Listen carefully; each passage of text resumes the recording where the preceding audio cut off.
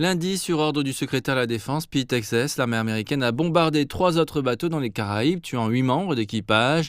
Selon le Pentagone, les bateaux avaient quitté le Venezuela et transporté de la drogue, bien qu'aucune preuve directe n'ait été fournie.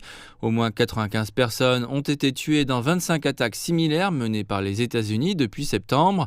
L'administration Trump a justifié ces attaques en déclarant que les cartels de la drogue étaient des groupes terroristes. Une mission très réussie, visant à lutter contre des organisations terroristes désignées, des cartels, qui fournissent des armes, c'est-à-dire de la drogue, au peuple américain et l'empoisonnent depuis bien trop longtemps. Nous sommes donc fiers de ce que nous faisons. Les États-Unis ont intensifié leur aide militaire dans la région. Le président américain Donald Trump déclare que des attaques terrestres sont possibles. Nous démantelons très rapidement les cartels, qui sont désormais déclarés ennemis des États-Unis d'Amérique. Les importations de drogue par voie maritime ont diminué de 94%. Nous essayons actuellement de déterminer qui sont les autres 6%. Mais elles ont diminué de 94% et nous allons commencer à les combattre sur terre. Ce qui est beaucoup plus facile à faire, franchement.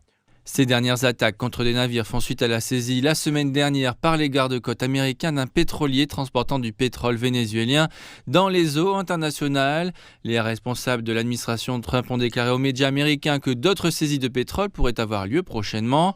Le président vénézuélien Nicolás Maduro a qualifié cette saisie d'acte de piraterie et suggéré que la Cour pénale internationale et l'ONU prennent des mesures.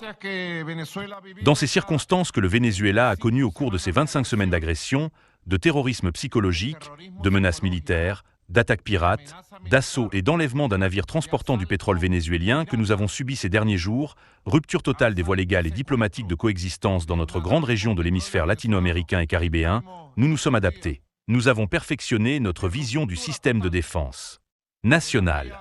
De nombreux analystes suggèrent que l'objectif de la Maison-Blanche est de chasser le président Maduro du pouvoir, mais jusqu'à présent, Maduro n'a montré aucun signe de céder à la pression américaine et affirme que le véritable objectif des États-Unis est de s'emparer du pétrole vénézuélien.